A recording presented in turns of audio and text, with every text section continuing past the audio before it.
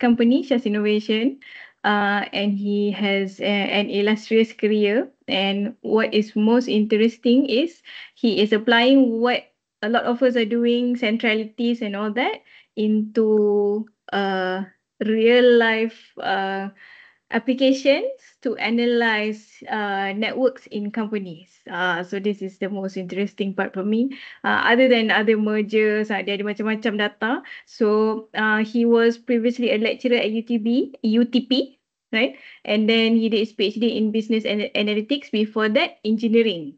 So macam-macam lah. I let him introduce himself. Before that, let me introduce secara ringkas saja siapa yang ada dalam ni. Let's see. We have Prof. Muhammad Salmi Muhammad Nurani. He's my mentor lah. Dia yang orang lama di Jabatan Sains Matematik, but unfortunately because UKM has a new subsidiary in Qatar, he's going he's going to Qatar. Bulan 10. We're gonna miss him lah. And so lah, I always ask him for advice kan. So mungkin sekarang nak kena call kat Qatar pula. And then let's see. And then our PhD student yang dah jadi pensyarah, Fariha, I co-supervise at USM, University Science Malaysia, and her PhD student Vine, I think, from Nigeria, country in Africa. So I think might have to speak English a bit in order for Vine to understand. And then all the others are my PhD student, Azian, Alisa, Najwa. Najwa is the one who did the film and analyzing the student, and Azian is also analyzing student network. So they're really interested on social network. Imran is also a PhD student of Dr. Sakina, analyzing Twitter data in terms of network also. Azian is doing academic network. Alisa is doing many things, financial networks, academic network. Zahira lagi seorang. Yes, Zahira also is doing student networks. So she was the one for the paper comparing peer tutor and friendship paper. So I think we are very interested to hear what you have to say about the application of social networks. So take it away, Dr. Rahmat. Bismillah. Alhamdulillah. Assalamualaikum and a very good afternoon, evening, morning, wherever you are from. My name's Rahmat, and I am very, very pleased to get this opportunity. Thank you so much, Prof. Fatima, for the trust given. As Prof mentioned, I wouldn't consider myself to be a researcher, specialist, or whatever. I'm more of a applied person, as mentioned. Yes. So for today's session is to, one, to get to know everybody here, two, to get to know the work that you do, three, perhaps even to know what you look like, because everybody's got your camera switched off. Tak tahu siapa dia. We have no idea what they look like except Prof. Fatima does. Yeah. And of course, to explain or showcase to everybody, look, industries want what we can do, but they need it packaged in this manner. Yes, and social networks is key to that. It's core. It's not to the side. It's not, it's good to have. It's actually, oh yeah, especially for organizations that's been struggling with all sorts of issues, reorganizing, getting initiatives through, finding out who are the real leaders, the servant leaders, where are the bottlenecks. The thing is, here's the thing. They know networks are important, but when I first explained to them, even overseas, yeah, the first response that I get is incredulity. All this while you think, hang on, networks, this is just like connecting the dots. This is just plaything, right? Just for fun, right? Nothing serious out of this. It's when we explain to them, look, there's been tons of research since the late 90s looking into this. Yes. Professor Cross, good God, Roland Bird of University of Illinois, Chicago, they've done massive things. Prof. Barabasi, they've done so much into that. Sometimes I call him Prof. Basi, but don't tell him anymore. Yeah, they've done so much to trailblaze here. But the thing is, now, one of the things that we discovered is this. Part of the challenge in getting it across to the industry is to present it in a manner they are familiar with. Because they are very, risk. A lot of industries are risk averse. Even those that are, pushing forth or rather pushing the boundaries with technology developments of what have you, they know the networks play an important role.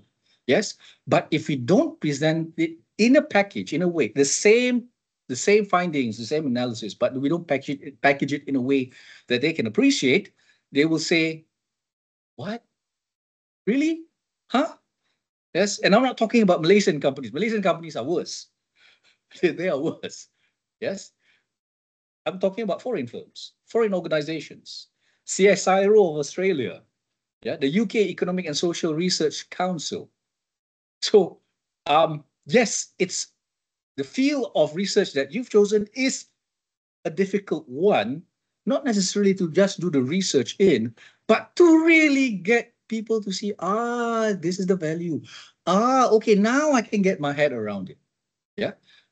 And it's been a very, very lonely journey for the past couple of years. So that's why when I found out from my colleague or good friend and also ex-student, Dr. Shafiq Falik of University of Malaya, that, hey, Doc, I met Prof. Fatima from UKM. I thought, who is she?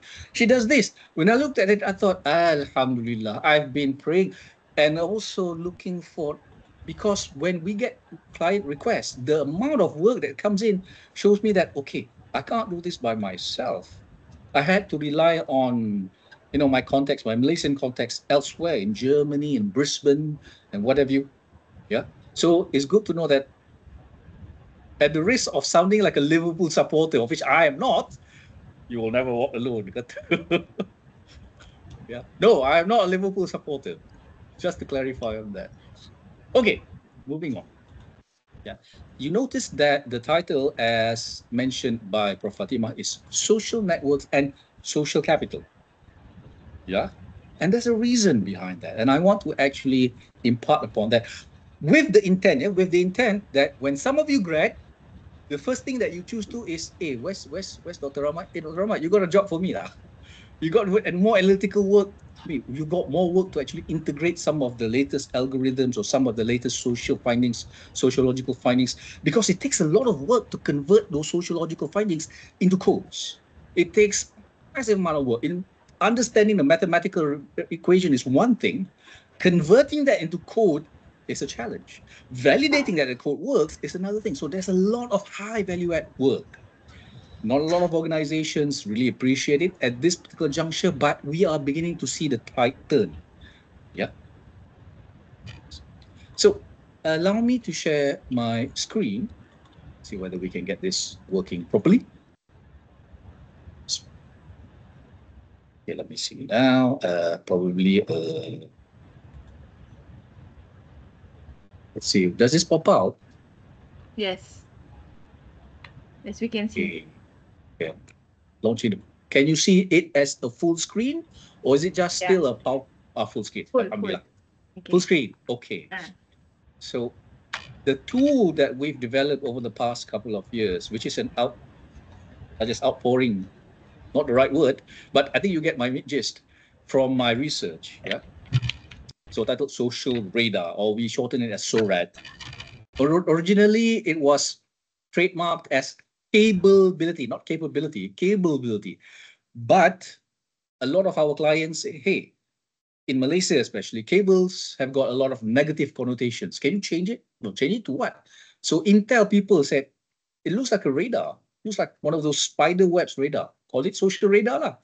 I thought, okay, that's a good idea. So I took their recommendation. So it's now social radar. Just a bit about my firm, Shah's Innovation. Our core competence includes the social radar, as well as the innovation value chain management. The social radar is a powerful tool that we use to help companies that do innovation or try to innovate measure the health of their research and their implementation networks. I mean, it's good to have research and development, but you need to develop and deploy the deployment network. So we measure the networks of these different phases. Yes, whether the organization's networks are ready to do that. So those are the two main core competencies of Shah's Innovation. Yeah.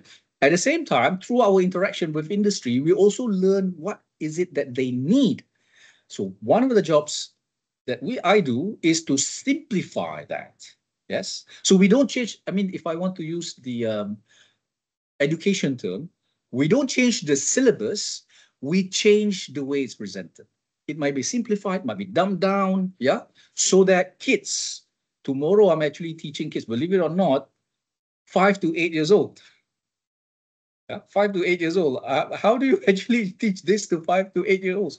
Well, look at what they can grasp. Yeah, so that is one of the things that I do, and I do that through the company that I co-own, Stand for All Makerspace. This is operating out of Diamond Mall in USJ, next to the Summit. Yeah, but I also co-own a medical engineering company, Combat Advanced Meditech. So we take shipping containers, we redesign everything inside. Remember, because my background was engineering, as Prof. Fatima mentioned, my background was engineering. So we redesigned the shipping containers into airborne infectious isolation rooms. So we've sold a few in Malaysia, also outside in Australia, looking at Cambodia now. Yeah. So those are the things that I do. But we are here for social networks. What can the social radar do?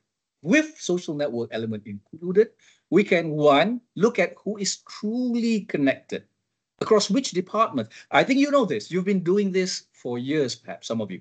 So you know, right? Yeah. Okay, we know social networks. Here's the thing.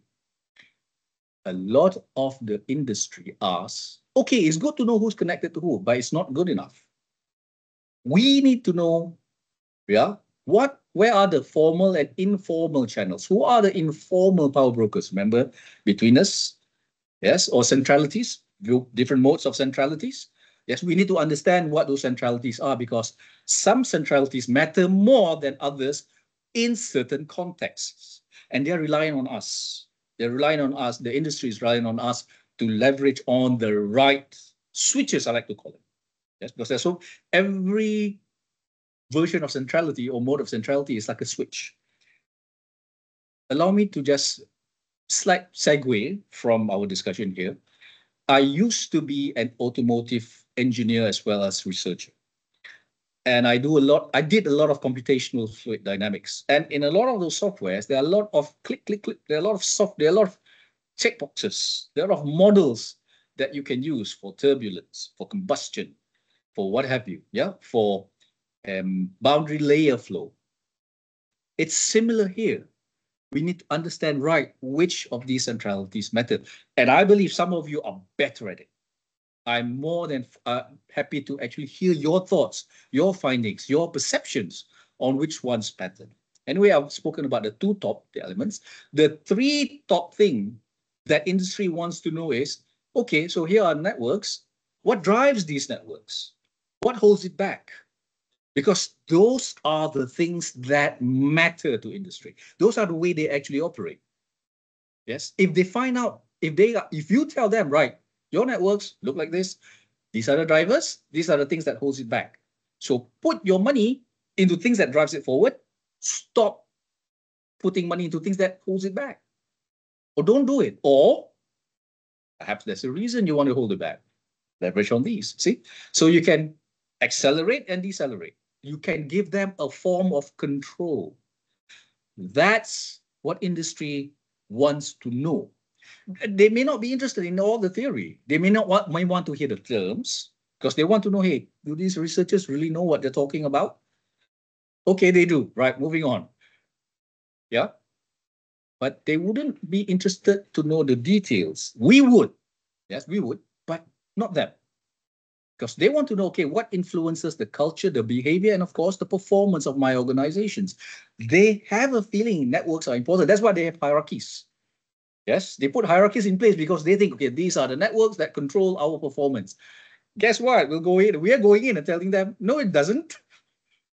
How do you think that makes them feel? Oh, shields up, as people, as the Trekkies would say, Star Trek fans would say, shields up. Yeah. Any Trekkie fans here? Okay, I'm pushing it. Let's ignore that. So moving on. These three things, don't forget. From something that's indivisible to visible and measurable. It's this, the visible thing, a lot of industries can understand. The measurable thing, it takes a lot of effort to really explain to them. It's like taking a lecturer and suddenly chucking that person into industry and then telling that particular person, okay, stop talking like a lecturer. Because that's what happened to me. The first 3 months, I left academia and went into industry. My CEO kept telling me, stop talking like lecturers, stop talking like... Anyway, the good old days. Okay, in industry, look at this. A lot of industries like to use this iceberg example. Yeah, that's why I show it to you. You can select a different picture.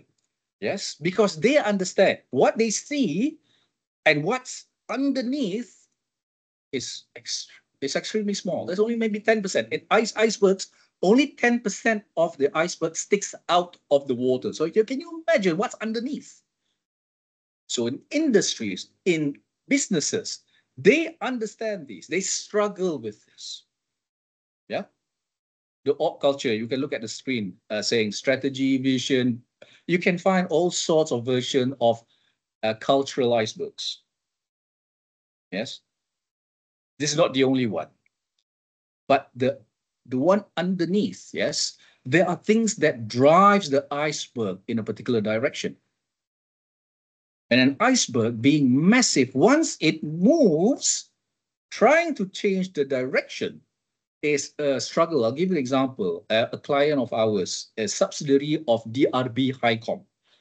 Those of you who are Malaysians would probably be familiar with that company, one of the biggest conglomerates in Malaysia. Yeah, they are trying to embed the new DRB HiCom's culture into the organization. They've been struggling. I asked them, okay, have you measured, what does your organization culture look like? This, here, the 6 elements. No, those are the things you aspire to. What are the things that currently drive you? They can't answer it. Yes. Networks, if you think about it, is both not a hierarchy, a legacy, as well as a current snapshot of those cultural elements. Because the way the culture of the organization depict, or rather influences who you talk to in the organization, and that's the networks. Yes. Again, I'm preaching to the converted. Next, what matters to companies? The network, how does it impact on their business intelligence? Yes. Because I think all of us know that is a recursive impact.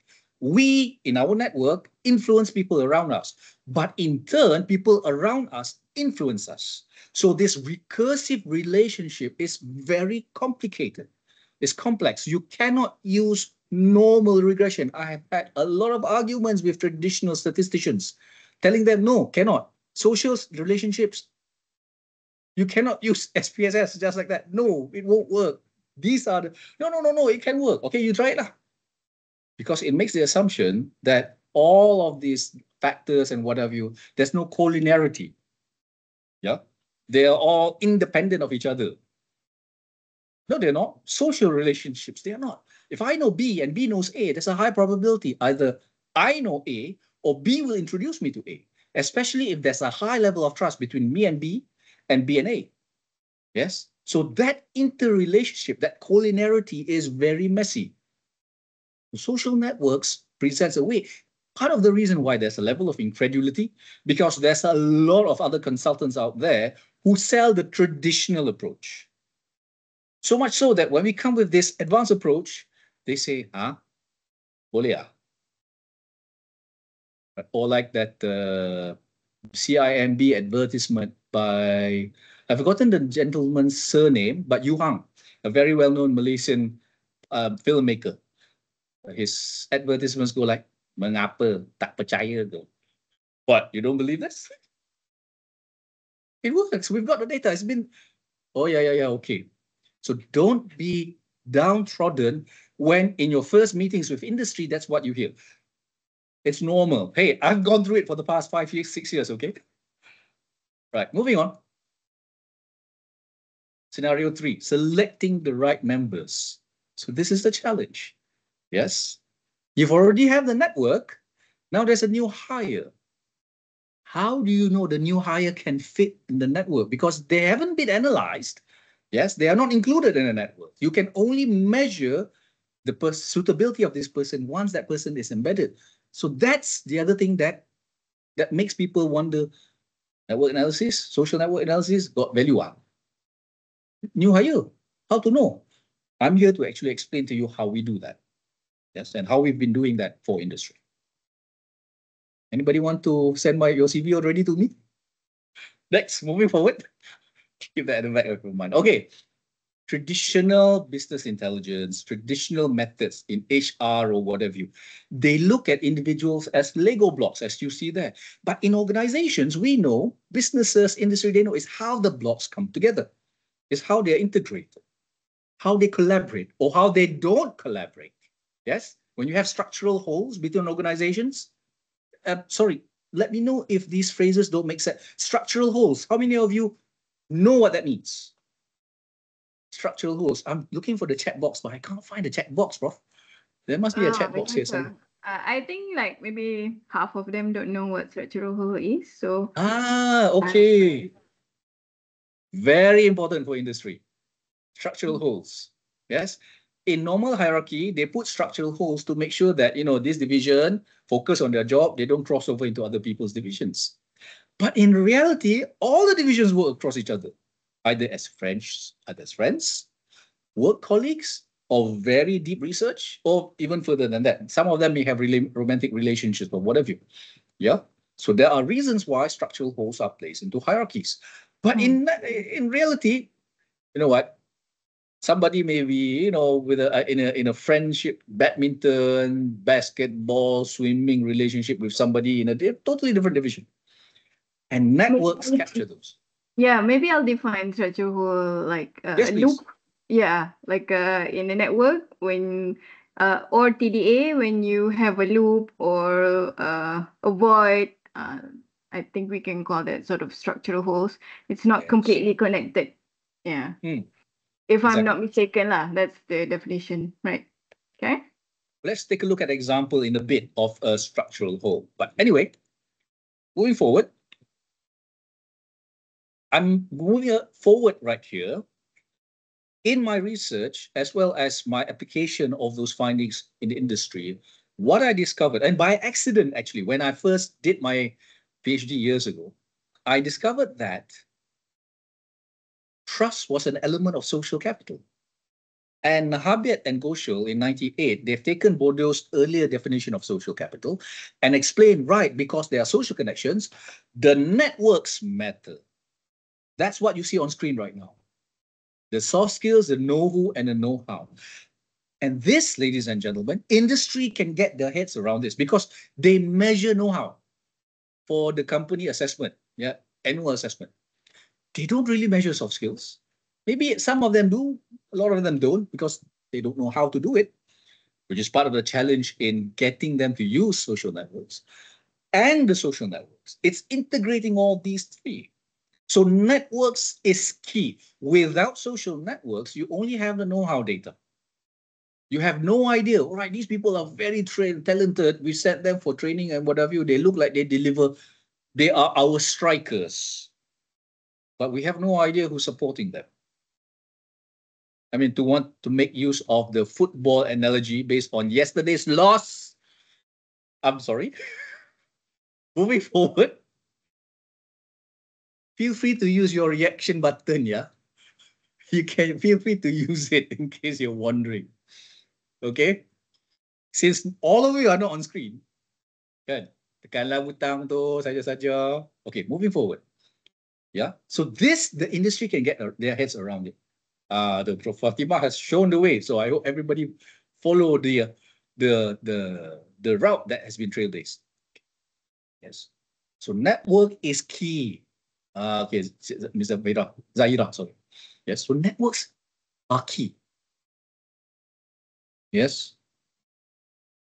Okay. Again, I repeat: know-how, know-who, soft skills. Integrating all three. But let me know if some of the network terms, know-how terms, soft skill terms don't make sense to you.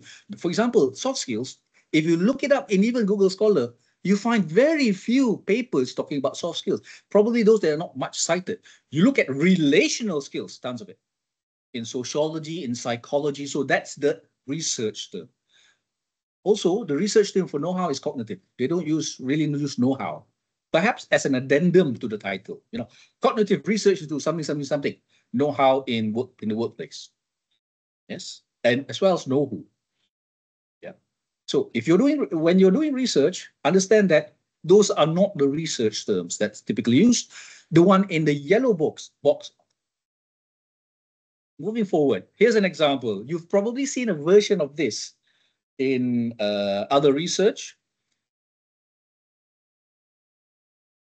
The difference between hierarchy, the org chart that's usually pasted outside the boss's office, probably outside the main office of the Faculty of Science and Technology, or FST, and the real networks. It's only through the network analysis that we see, hey, hang on, somebody who's relatively junior, in this case, Cole, let me zoom in. Somebody who's relatively junior is actually in the center. It implies that this person has got the right combination of relational, soft skill, and the structural elements that makes this person center. Yeah, Jones, who's actually the senior vice president here, is not at the center, but perhaps for good reason. A lot of the top management are busy connecting the organization with external organizations. They shouldn't be at the center, actually. If they are the center, that implies that, for example, the manager of a soccer team is at the center of the network. It implies that the manager isn't really doing a good job connecting the football team with outsiders. Yes, that in itself is a measure.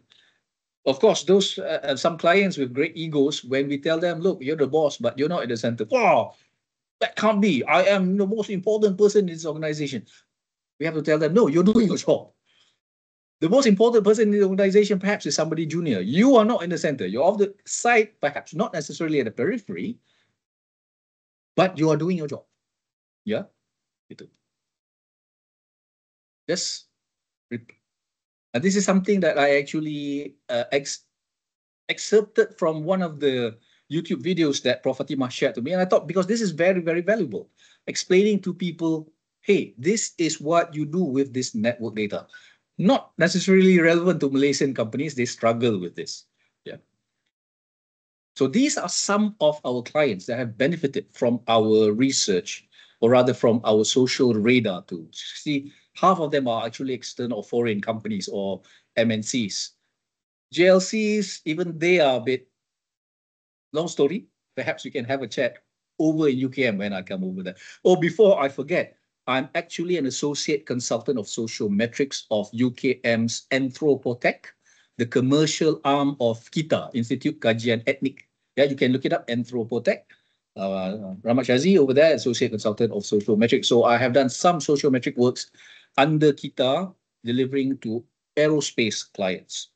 So it's these high value add companies that really value our social network analysis, our social capital, social radar. The lower value, it's a huge struggle, unless it's paid for by a government agency. But look at this, for example, the UK Economic and Social Research Council, they benefit from this very much. Yeah. So here are some case studies that we have actually done. These are the ones that I can share with you.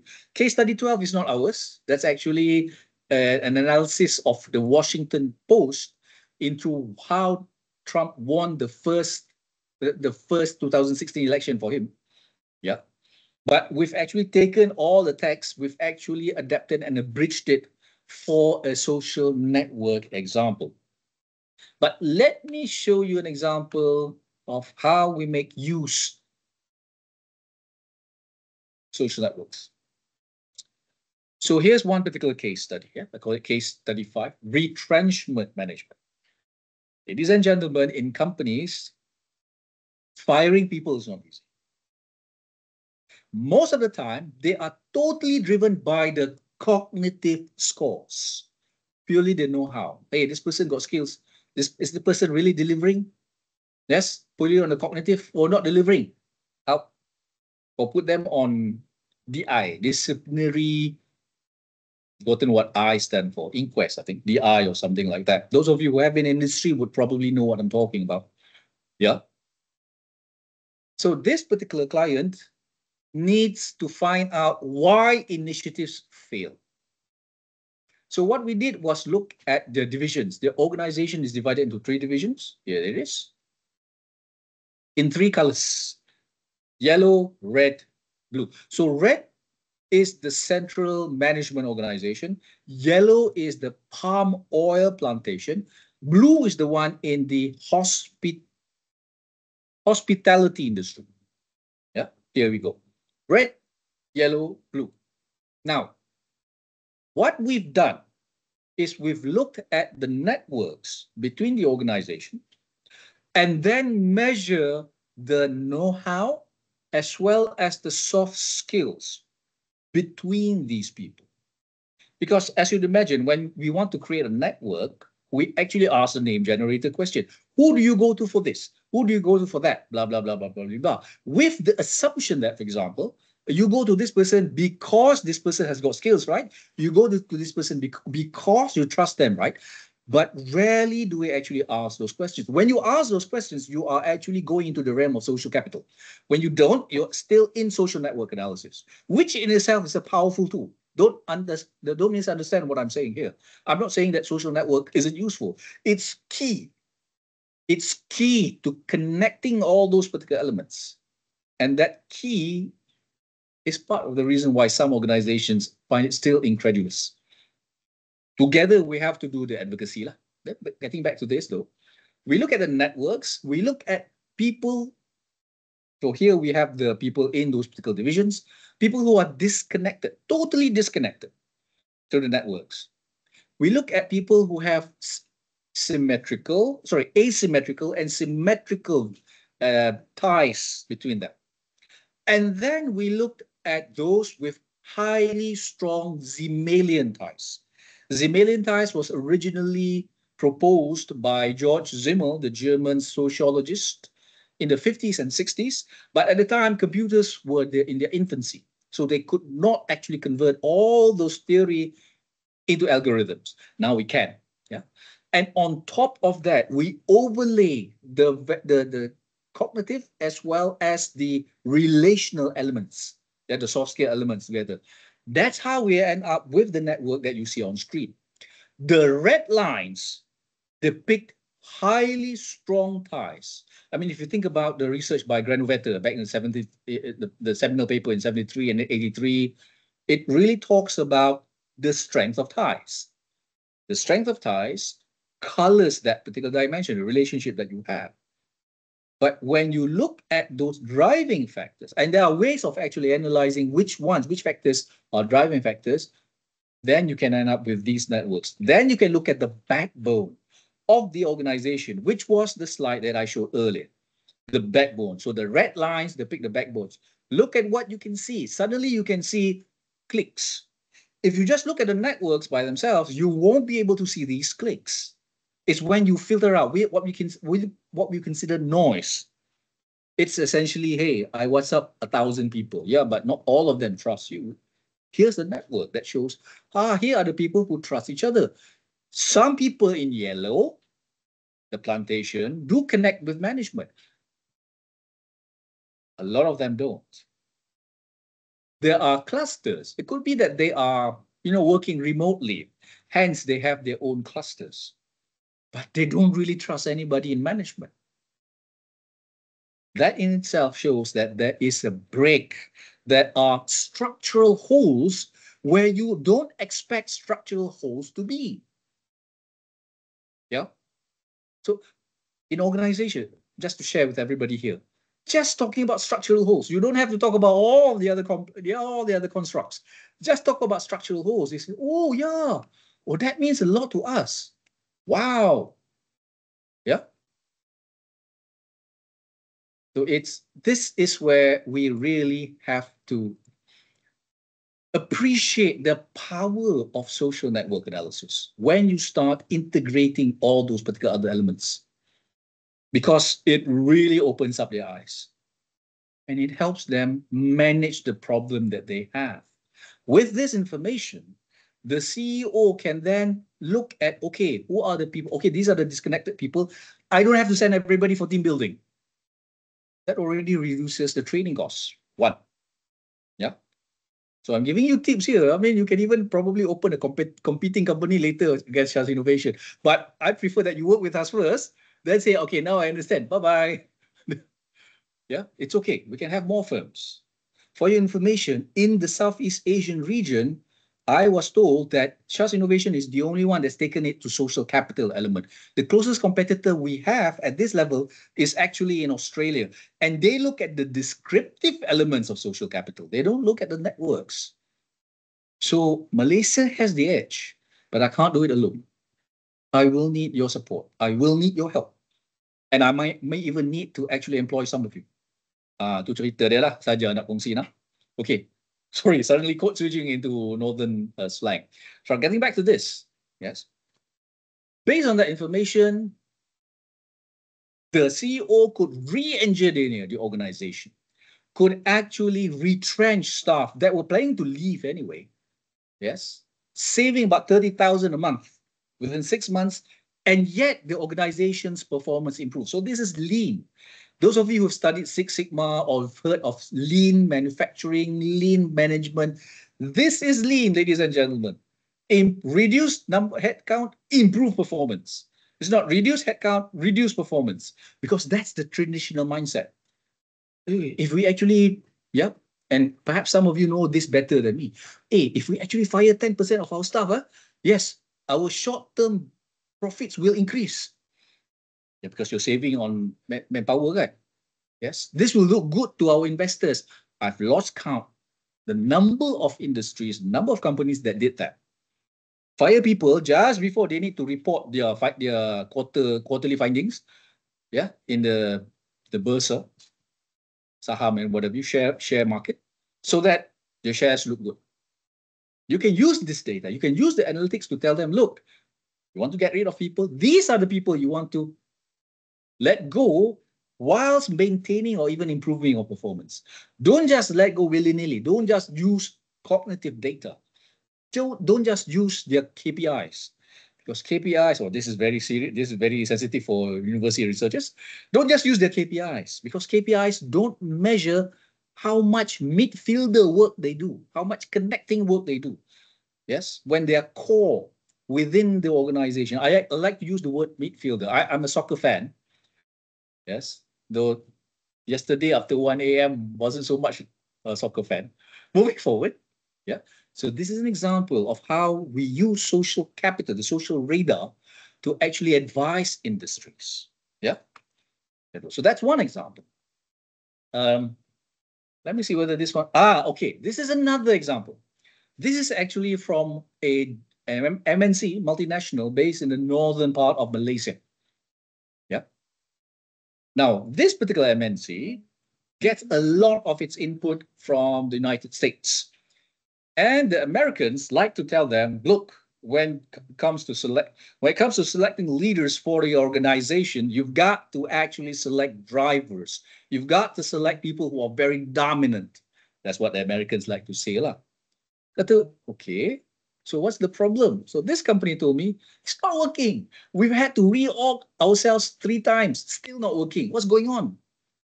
3 times. This is an MNC. Yeah. So they came to us. Usually our clients are organizations that have exhausted all other methods. They've tried all other sorts, not working. They go to the top 5, very expensive. Hey, those top 5, they charge in Malaysia, 750 ringgit an hour. Those consultants, those are real sultans of con, man. Yeah, 750. That they make a lot more than a professor per hour. Okay, charge 750 an hour. For what? For a tick report. The companies need real advice. Hey, how do we reorg our organization? This is why social networks play a critical role. So getting back, I want to link the two. Yeah? The Americans telling them, find dominant people. So for that, I need to actually explain a bit about psychometric models. Because when you talk to HR, one of the major tools is psychometrics. Not social metrics, social networks that we do, psychometrics. Yes, so there are multiple psychometric models available out there. You may have heard of DISC, dominant, influential, steady, conscientious. So this theory says people can be categorized into either of these four. Their dominant factor, D, I, S, or C. So the Americans tell this company, D, select D people to be your lead. Okay. There is the MBTI model. I'm sure a number of you have heard of MBTI, or maybe you don't hear of the MBTI model, but you know you are INTJ, ET, entah apa benda kan. Yes. And MBTI has a very interesting backstory. I'll let Prof. Fatima tell that to you later. Okay, itu satu. And then the current model, the ocean model. This one states that people are distributed amongst 5 different elements, and they can exist on a scale, on a spectrum. So people are not dominant in one element only. So open ocean, openness, conscientiousness, extraversion, agreeableness, neuroticism, ocean. So the model the Americans keep telling their counterpart in Malaysia is use DISC. Our analysis found that, oh, you try to reorg using the Ds as the set lead. Here's the issue. What we discovered is that the people who are really core in your backbone networks, remember, I'm using backbone networks. I don't use the network. I don't use the social networks per se. I use the social network that has been refined with the other 2 social capital elements, the backbone. Based on the backbone, hey, look at this, the central person, conscientious person. Are you a technical organization? Yes, we are. Makes perfect sense. If you're a technical organization, engineering company, usually the ones seen as leaders are those who are conscientious, very detailed. Yes, not the dominant person. Yes, the dominant person to try to drive, but guess what? Everybody really respects the conscientious person, the C person. Here's the data that backs it up. Here's the data that backs it up. And suddenly they say, oh, no wonder we've been failing. Okay, now we can reorg. See? It's data driven. Can I ask a question here? Yes, Prof.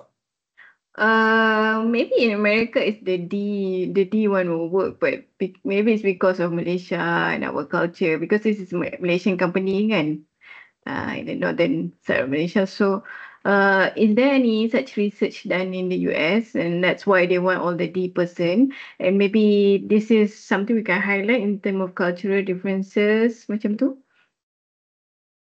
Yes, Prof. Exactly. Cultural difference. Remember the earlier slides that I presented? We use these to actually measure what exactly are the cultural undercurrents of organizations. So yes, so here we go. MNC, yes, but operating in Malaysia, focusing on this different part of the business. By the way, this division that I'm working, or this the data that I'm presenting here, is a division made up of engineers having to deal with client complaints. So can you imagine when you have engineers trying to deal with people? I know I was an engineer myself. Oh, not easy. So it's a challenge for them. Yes. So again, yes, country culture, interdivision, different divisions, different subcultures. So you cannot assume that the core company culture also applies here. We measure it. What gets measured gets managed. This is where we come in as network specialists, and I hopefully can also become social capital specialists to look at, okay, companies, this is what we have to do now. The data says this. You'll be doing that, but that's not your culture. That doesn't drive your culture. You do it this way. Yeah. Right. So here, another example. This is another division. Look at how the networks are tighter compared to the previous one. But same thing. Look at those with the greatest social weight in the organization. Not dominant. It's I and S. There we go. The data says don't put D people. You want to do that? Well, you probably have to do your reorg 3 more times. Right. Remember, as consultants, that's the great thing about becoming a consultant. In your contract, you always say, look, here are our recommendations. If you choose not to listen to us, hey, but if you choose to listen to us, here's the add-on contract. But you have to listen to us, lah. Yes. That's the interesting thing about being consultants. That's why some people call consultants sultans of con. There are reasons behind it. Yeah. So okay. I'm going to backtrack. I'm not quite sure what happened. Oh, here we go. That's the return button. Okay, it returns to the front page. Apologies. I'd rather have the discussion. Sorry, I'm moving forward. I'd rather have the discussion as a free-flowing session.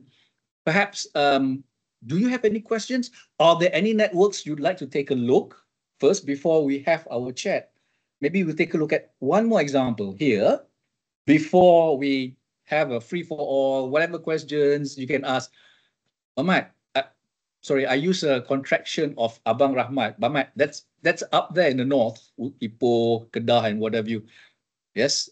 Feel free to refer to me to that as that. Then Rahmat works, Bahmat works, Dokmat works. That's fine.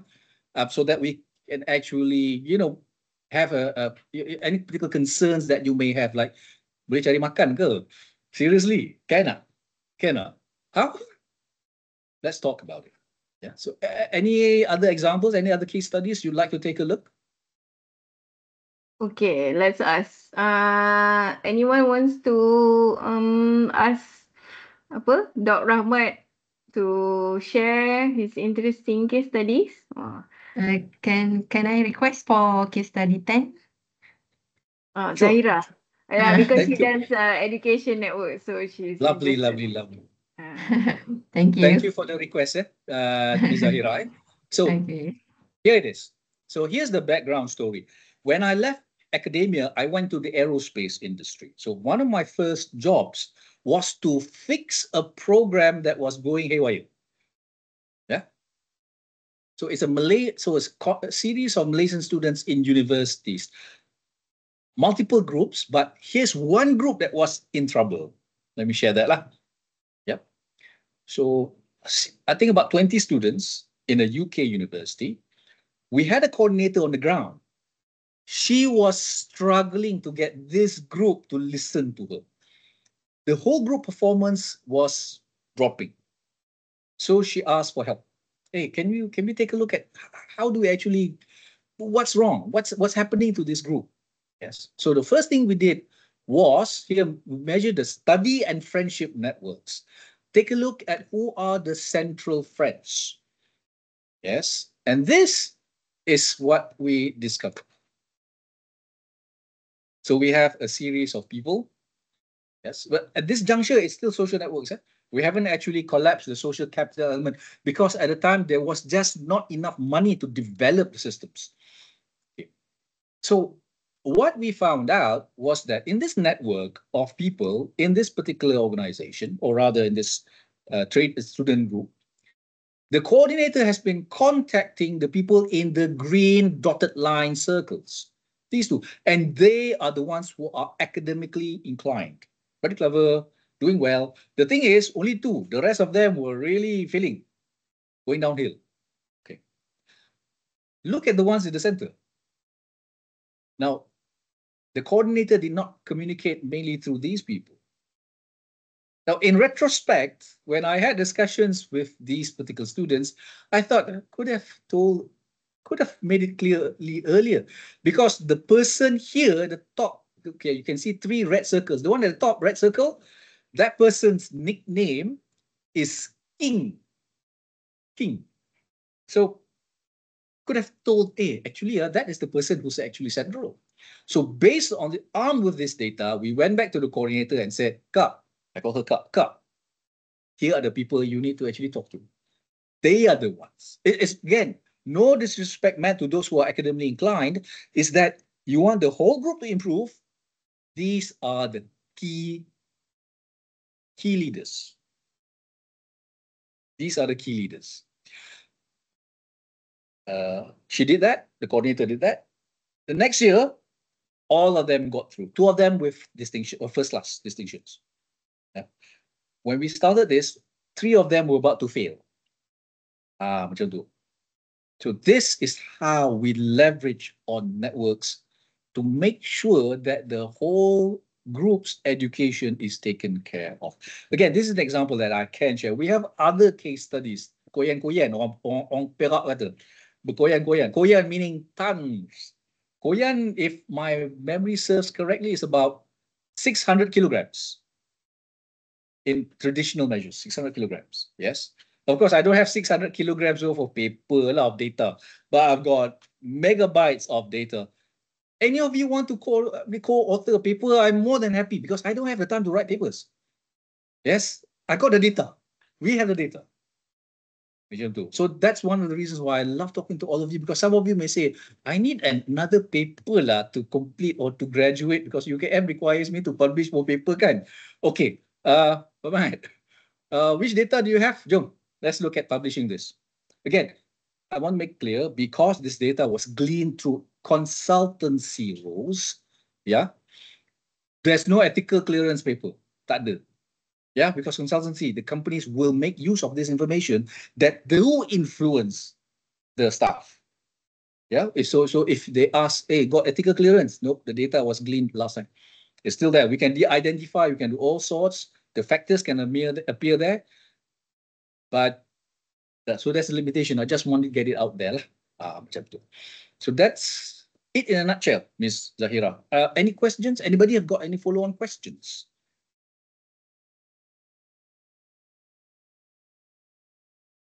Anybody?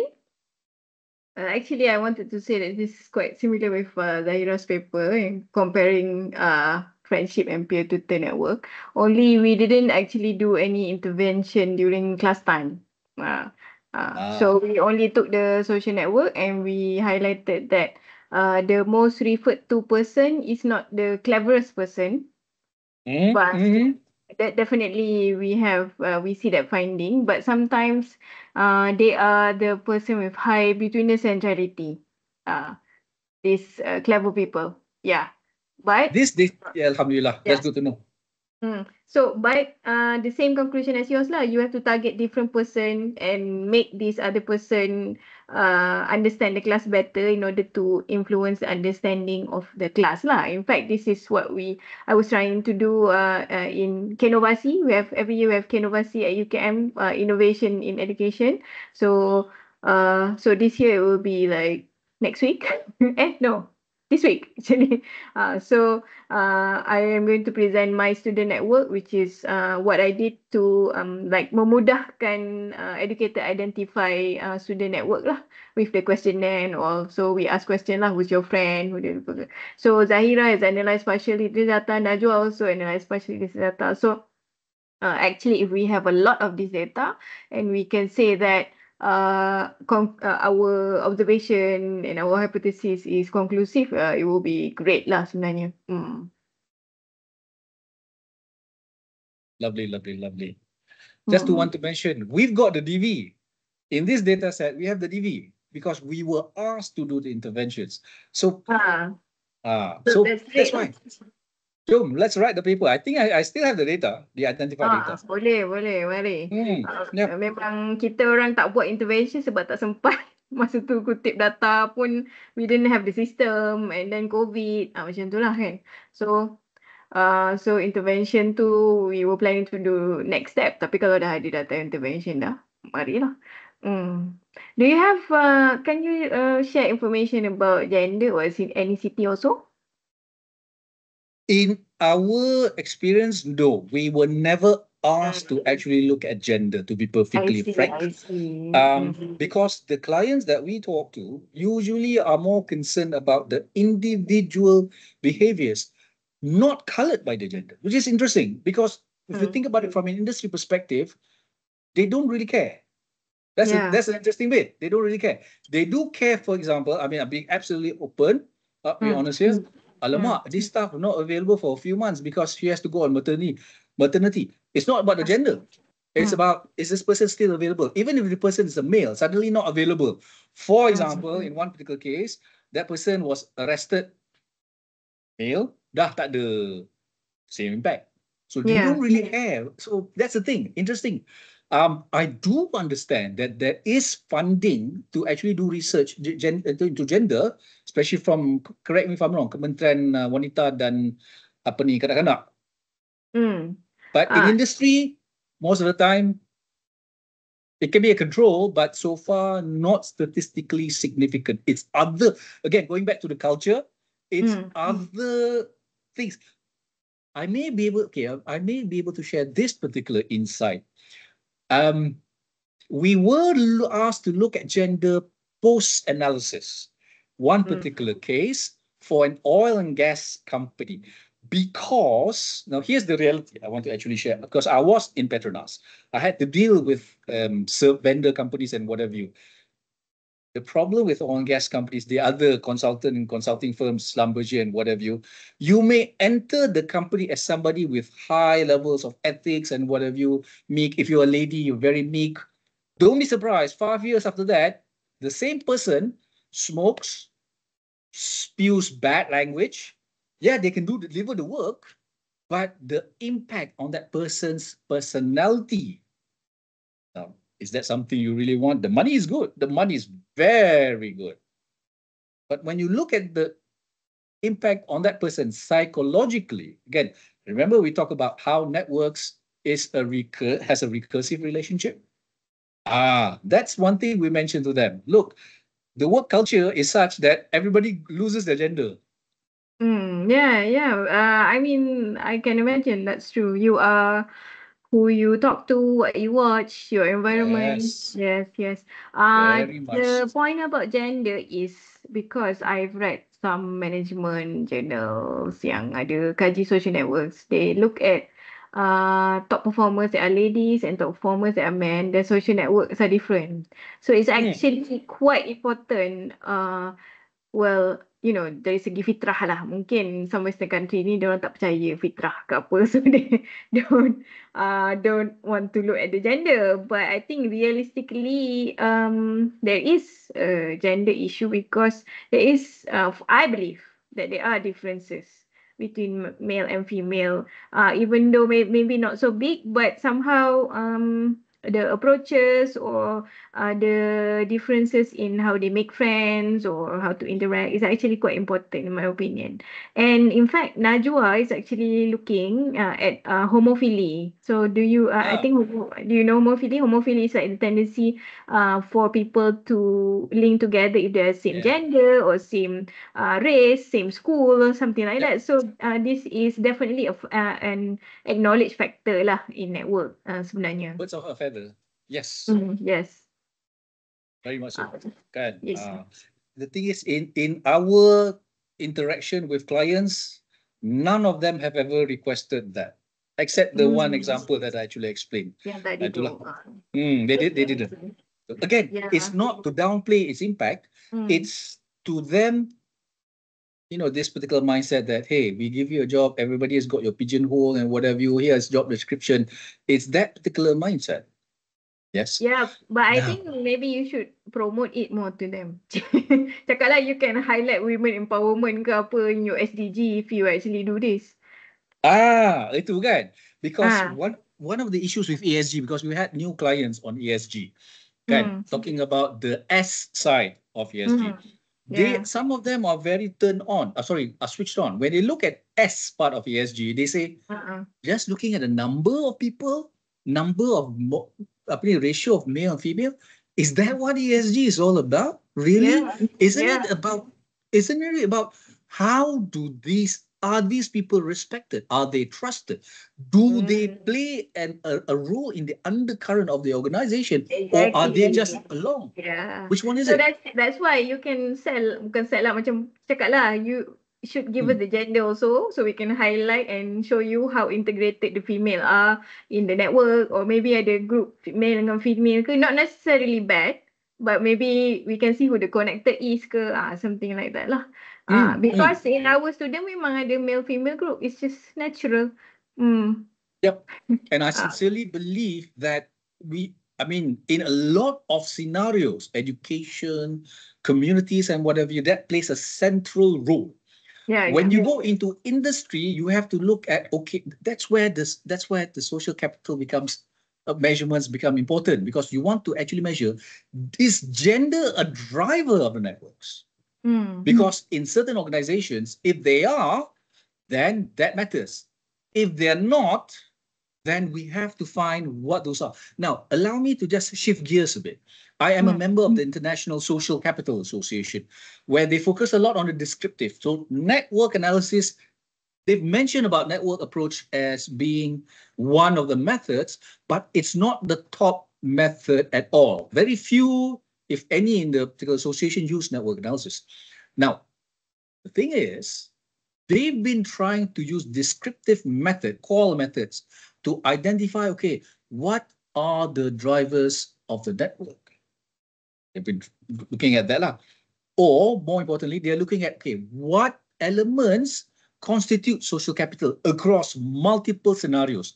My argument is, look, we use social networks to tell us what the drivers are in different scenarios, in different contexts. That's the power of social capital. That's where that's the definition, the different definition between Nahapet and Ghoshal and the ones that's currently used by those researchers cause some tension in research. But that's what we do research for. We try to resolve tension. A said, oh, this is, no, A may say, oh, sate macam ni sedap. B may say, no, sate Jawa sedap, sate Palembang or something. The one where it's actually sold with the sate dipped in the sauce. Kan? I thought, okay, what's the difference? So I tasted both. Okay, for me, here's my context. I prefer A. For others who grew up in that scenario, they prefer B. Similarly here, and I think that's where the group. Sorry, I didn't ask Prof earlier. What's the name of the group that's here? Is it the Social Network Research Group or something? Come again. The name of my group, this one. Yes. Oh, I call my group Complex Networks and so Topological Data Analysis Group. Right, Because complex networks and topological. Yes. yeah, because I don't actually just do social networks. I also Right. do financial networks, epidemic network simulated on social networks lah, the spread. I Yes. also do network of bacteria, network of movies, network of many things, network analysis, and also Right, right. topological data analysis is actually networks hypergraph. So they have more closer connection. So if you ever heard of what do you call that, cliques and all that, so it's higher dimensional analysis of a networks. It's TDA using a branch of pure mathematics called topology, but now it's applied on data. Macam tu lah. Oh, that's the easing thingy. Easing too actually it's for the complex part because the easing thingy there's some emergence. Very simple model, something can emerge. So that's the complex part. Because I recall you were actually talking about modeling the spin of electrons, which matters when you talk about quantum mathematics, quantum computing or whatever you can. So that's strong application there. Anyway, any other examples you'd like to actually see? Or let's have an open discussion. Kata, all right, so where do we go from here? Where would you like to this group lah kan, complex networks and topological team to actually go towards? If you ask me, one of the things that I would like to get is, getting ideas, bounce of view, saying, actually, here's a much better approach, or here's a new mathematical model being developed, or I heard this in the grapevine, because I don't have the time to really do the research, the literature search. My team has the time to look at the literature and say, okay, this one matters for our particular analysis, for our social radar. Let's look at how do we actually discretize that, or looking at the heuristics behind that particular theory, so to speak. We've included some theories that we've looked at over the past couple of years, but the latest one was actually from 2019, because we haven't had the time to look at the more new social theories that's coming out. Itulah. Okay. Maybe we can ask some members what they think. I definitely am interested to look at the data set and see what we can contribute and highlight from there. Usually maybe orang industri dia rasa tak penting, but we think Bila kita tengok, we see that this is the similarity between many different data set that we need to highlight. And I think the industry would also like if we publish together, we have like peer reviewed kan. So we can say that this is our foundation. I don't know, Yes. anyone want to share what does Najwa think or Zahira think? Prof. Salmi, Dr. Munira? Just to add, up to 2019, I was actually, or 2020, I was actually the paper reviewer for the International Journal of Project Management, IJPM. Oh, sorry, JPMA. That's the code that they use for publication. And my focus was mainly on social networks, but there were other papers as well in the Journal of Project Management. So project management loves using network analysis. Because they want to know, hey, why is our project behind schedule? Yes, a network analysis is a powerful tool. Very powerful tool. Tak tahu dia orang semua diam je. Dr. Munira, you want to say something? Hi, Dr. Rahman. Good day, yes. Betul Yeah, so Alhamdulillah. I'm Munira. So I baru nak digest lah. Sure. So I have no tak ada questions except for this Shah Innovation Solution is your consulting firm. Betul Is the company that I own 100%, yes. Oh, okay. Right. So you are a consultant for all the corporates, businesses out there. Yes, we also currently do some work under the auspices of MPC, the Malaysian Productivity Corporation. So I MPC, so MPC has certain initiatives. They actually reach out, hey, companies, you have any particular problem? If we see that it can be analyzed via network analysis or social capital using social radar, we do it. So we are paid by MPC, but the beneficiary is those particular companies. Okay, so the industry will come to you with their problems, and then you you offer solution to them lah via social networks. Either way, either they approach us or we approach them. Yes. Okay. Wow. Okay, that's very interesting. Maybe itulah boleh meet up with you to talk more about your projects. Perhaps. Fatimah kalau boleh arrange kan. Yes. I mean those that are not. Yeah, actually Dr. Rahmat, saya dah jumpa dia dah minggu lepas. Sebab dia selalu datang UKM, jumpa Prof Ulung Syamsul Bahari. Kita pun tak ada jumpa Prof Ulung dan sebagainya. Dia no, because I heard you are attached with kita, right? Apa tu Datuk Syamsul is dia punya chair, I think, for kita. Yes, the head. correct. Okay. Bolehlah Roger WL anytime you come here. Boleh boleh talk over coffee or something. Prof Sami boleh join sekali. Sebelum pergi Qatar, Prof. Prof ke Qatar bila, Prof? Online. I can always join online. Yeah, Prof. It's just not the same. There's no propinquity, kan? Prof, bila, Prof? Doc Mike, very interesting talk. I really enjoyed it. I mean, you being a practical man and an engineer and all that. Can you tell us something about your timeline per project? I mean, I'm sure you have a lot of deadlines. Yes.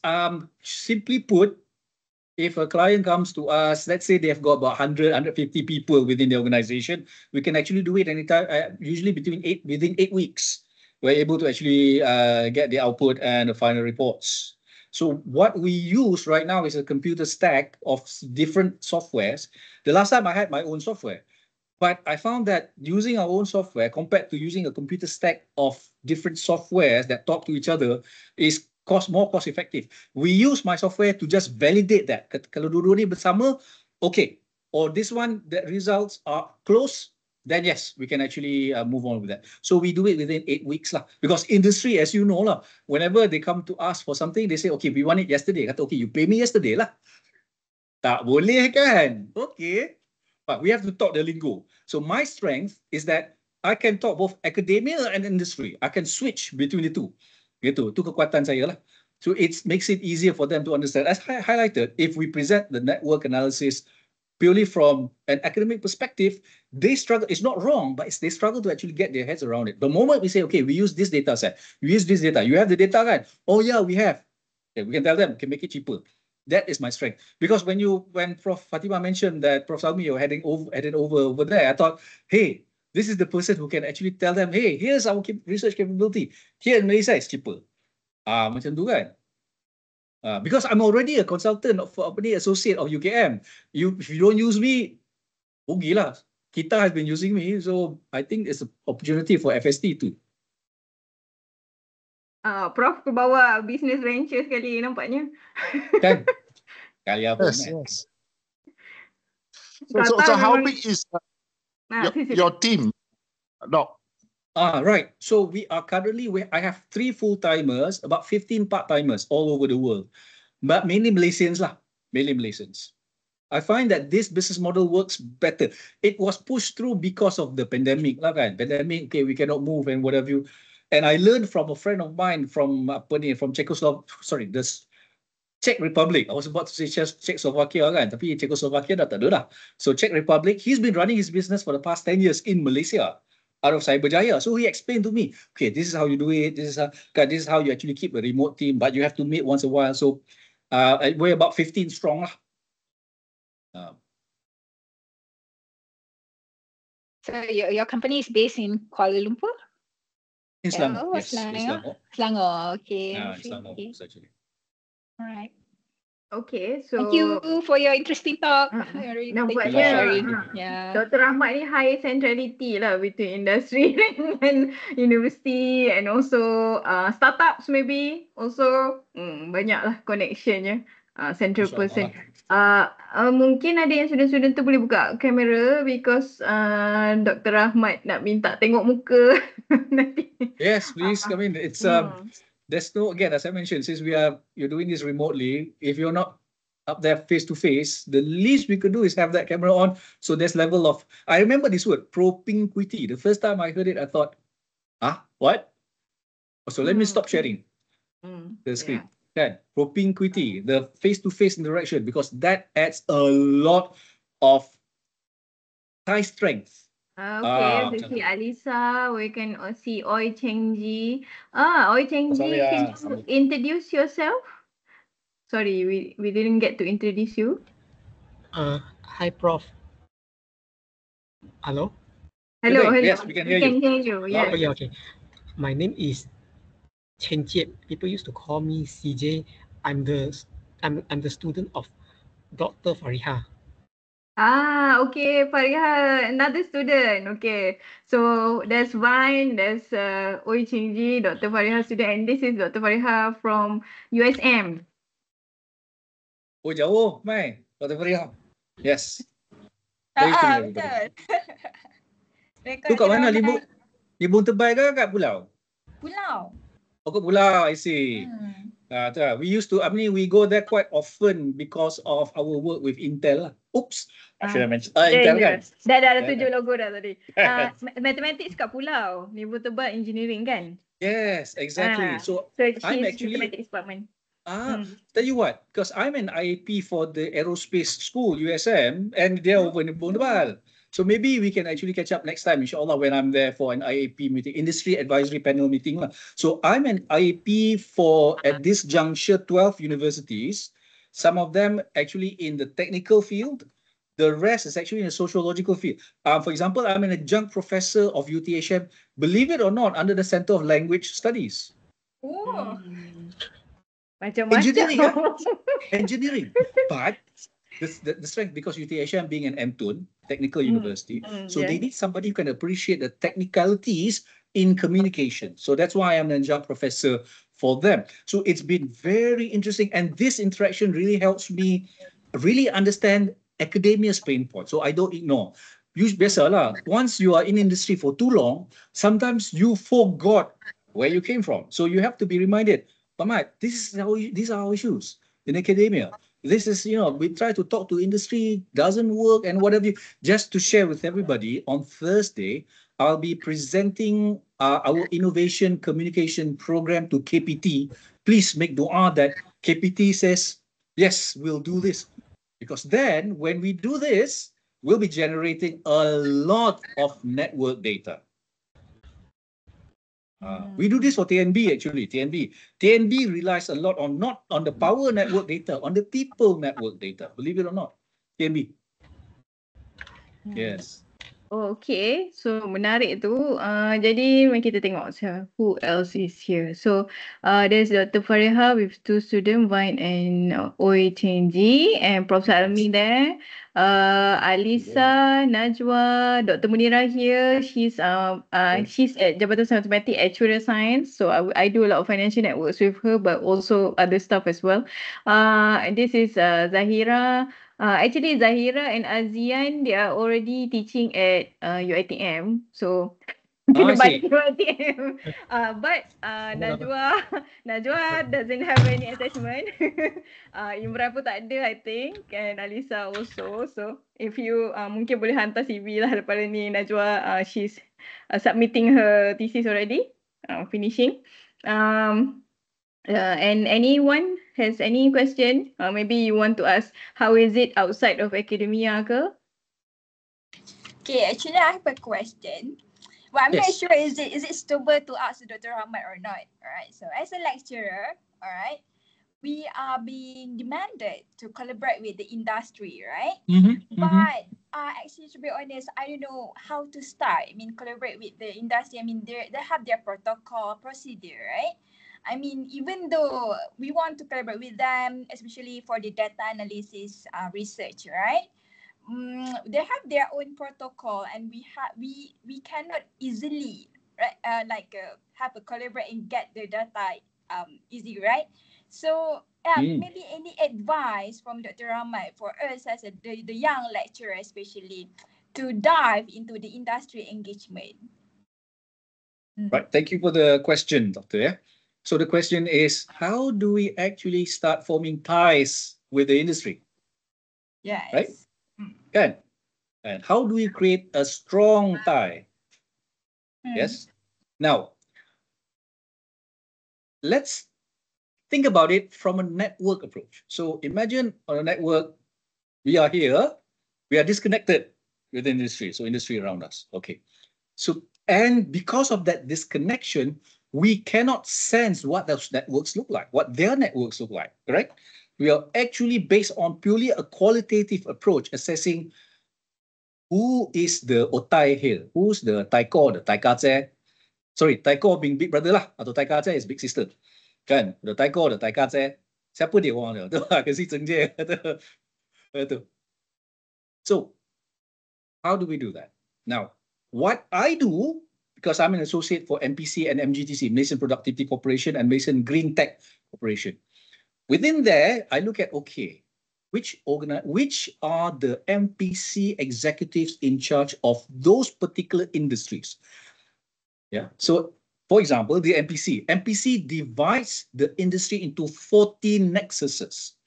If you get to know the person in charge of a particular nexus and say, look, I'm a researcher, I need data. What that means is that I can get funds, but I need your help to actually bring me to meet those particular industry. And MPC, MPC now has got a lot of clout. Why? When I say clout, I mean C-L-O-U-T, not cloud, kawan, clout. Why?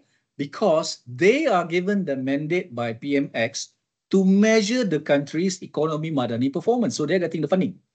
They're getting the funding. Yeah. So MPC is definitely a place. And I've done connecting researchers, the technical researchers, with some of the nexuses. With Petronas. Petronas has got their new thing, Petronas Innovation Group. Yeah. So I could help them connect with some nexus, logistic nexus or whatever So selecting the government agency that can help you connect is definitely key. And I would strongly recommend going through with MPC. Do let me know what kind of assistance that you need. Indeed, this is not only for Dr. Fariha, it's for everybody here. Researchers, lecturers, yeah. Let me know what is it that you believe you can add value, or you have a research grant. Okay, I need to actually get access to these people, these particular industries. Inshallah, good Lord willing, I can assist because I have done it before. Because MPC now is the central. I mean, if you look at the star network, MPC is at the center. Hold on. Okay, so based on Dr. Rahmat, MPC is the leading connector, maybe highest betweener centrality. So we have to I get sincerely inside believe so. with them. Yeah. Definitely. Yeah, so I think I also heard about MPC many times before I met Dr. Rahmat. So it does seem like they have funding and saya baru tahu and they have to measure the economy madani. So that is definitely something big lah that maybe we can Yes. contribute and work together. So maybe the next step what to do ya? Should we sebab masing-masing we all have our projects already. So I think the best way, I don't know lah, if we can attract new PhD student or new master student or undergraduate project. So my undergraduate student, there's 3 undergraduate students that are actually doing networks this coming semester for their final year project. So I'm planning to have like a session lah for them to interact with the seniors lah, the PhD, the master students as well. So maybe after that we can entice them to do master and do PhD in this field. Or you can sponsor as a company, later you ambil as pekerja directly with you if you think they are good, something like that lah. So this one I can suggest. But if you have a lot of money, boleh terus bagi grant and then I boleh terus promo untuk because I have a network science class master level. So usually yang ambil network science tu dia minat nak sambung selepas tu lah. Contoh macam Alisa ambil network science class, so now she's doing PhD with me. Alisa ni baru ni dapat scholarship Agung, alhamdulillah, so tak perlu kewangan. So sebab the others tu usually they macam yang dapat di UiTM tu mereka dah ada, they have their own scholarship.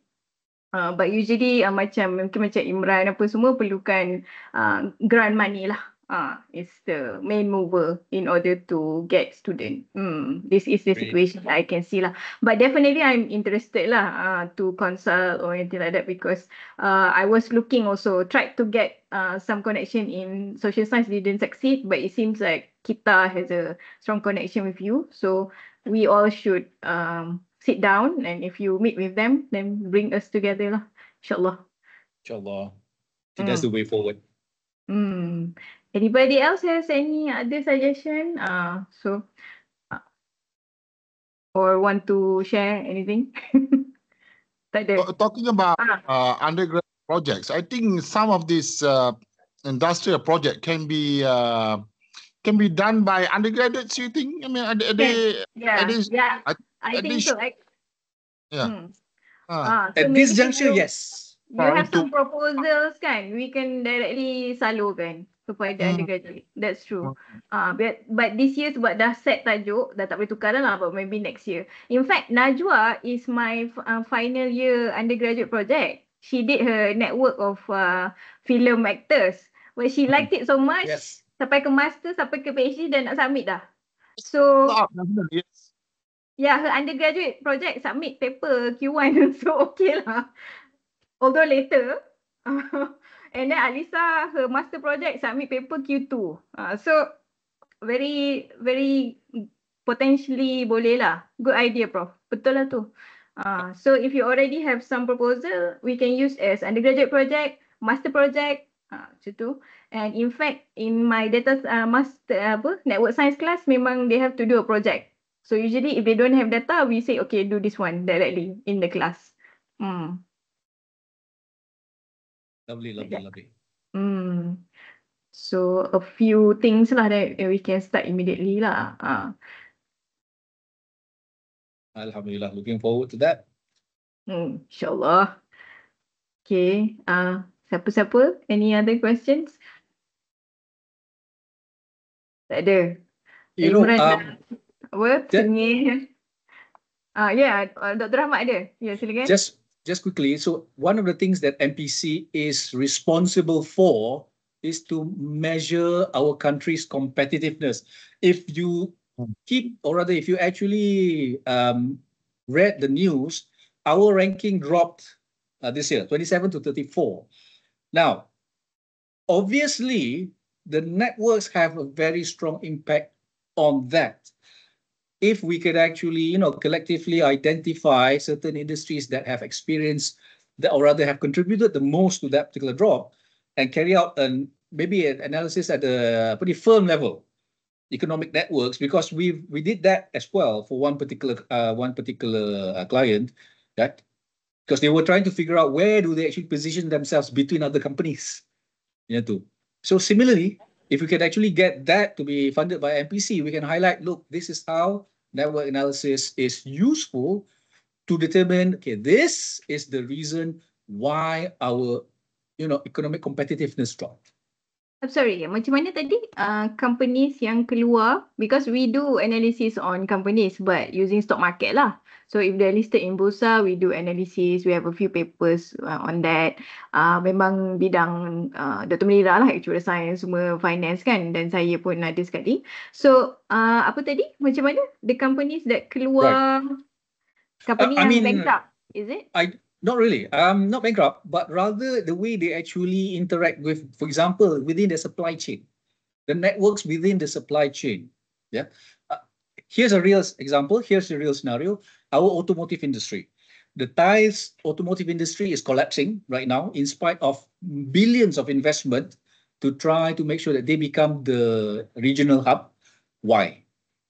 Kenapa jadi macam tu? Usually the main question that I keep asking is how do we get the information about the supply chain? That's where the MPC comes in, because MPC has to keep tabs over the supply chain. They Diorang ada lah information ni, minta je, macam tu. Bukan, I would not say, not all the time. Dia banyak depend on MITI. MITI punya database, because MITI has to have that database. So we propose, assuming they have the data and they will give us the data. Macam tu? To MITI, yes. But through MPC, because the argument is we want to measure why, for example, this year's competitive edge drop was partially blamed on aerospace. Aerospace as well as automotive. Dua-dua ni. Because our automotive industry, 20 years ago, it was very much driven by research. Research by Malaysian universities and whatever you. Nowadays, because there's no appetite to do that, do you know what the R&D engineers in Proton are doing? No. They're doing design R&D on how to integrate the grill onto the Proton, onto the Geely models. Yeah, I can believe that because R&D kat company, I don't think is so deep. In Malaysia, memang rendah. Yeah. So imagine if it's just, but here's the reality. The thing is, it's either two things. It's either we want to follow the reality, or we say no, this is the direction forward. We have to shape it. Dia macam ini lah. Selalu saya dengar KPT, KPM kata, oh kita buat untuk memenuhi keperluan industri. I said, you're not there to memenuhi keperluan industri. You're there to spearhead the industry. This is wrong.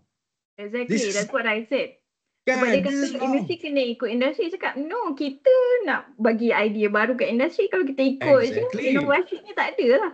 Anyway, dah bergaduh dengan Tan Sri semua. Tapi tak apalah. Malah dah layan.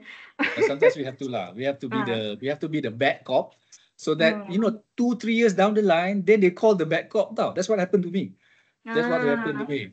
Kan? Bila dah sedar go cop tak jadi. Kan? Jadi Robocop. But that's again, if you're in IPTA, maybe it's not such a good idea to be the bad cop all the time lah. Itu cerita dia. But let me be the bad cop. I'm in the industry with very strong ties to academia. So make use of this phase. It's okay. Sebab apa dah pernah gergam dulu. Okay, fine. Cerita gam tu pun menarik ke? Tapi tak apalah. That's a story for another day. Tapi balik ke dia juga. Tu kena cerita kat Prof Salmi dengan Prof Munira dengan Prof Munira cerita tu. Over coffee nanti. Yes. We can sembang before Prof goes to Qatar. Kan? Boleh? That will be lovely. Macam tak jadi dia pergi dengar seronok. Dah best pula kan? Jangan. Kita tak dia ke sana. Habis UKM marah dia. UKM marah kontrak. Ucapan tahniah. Sudah ada ucapan tahniah. Aduh. Okay. So insyaAllah we keep in touch. Kalau yang proposal untuk MITI tu good tu. I think I like that. We can send our punya financial network punya paper, kita rehash kepada that network pun boleh. Sebab we have a few papers yang dah analyse macam tu. Who is the causal link? Siapa yang cause siapa? In fact, there's a case Takayasu in Japan. They look at the direction where the money flow after the tsunami. They found out that the screw company yang tak dapat bekalkan skru kepada Hyundai, Toyota apa semualah. Yang dia orang pernah lawat sini, kita pernah lawat sana. So they analyse the financial flow and they found like the core is macam a screw company lah. So maybe the company tak famous tapi dia like the link in the supply chain. They make the fasteners. Yes. Sangat penting. Fatimah, I think that is our struggle from the start, right? To get the supply chain data set. We wanted, so we end up, tapi data tu tak dapat. Memang company tu cakap macam mana nak dapat data ni, dia punya supply chain. Saya cakap kat Maybank supaya tengok duit dia saldo, tak tahu dia orang buat ke tak kan. Tapi PNC bukanlah dia orang buat pun. So memang we wanted that data lah. Kalau ada data kita boleh buat lah, insyaAllah. So if we can get through you, Dr. Rahmat, that will be a rahmat lah for us. Memang rahmat tu dialamin. I just want researchers to understand there is business opportunity out there.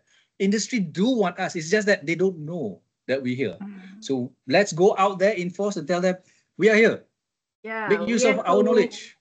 Show ourselves. Only we have to do like what Dr. Rahmat does, bersabar and learn their ways, and then we can do business, insyaAllah. InsyaAllah. Okay. Beri manfaat.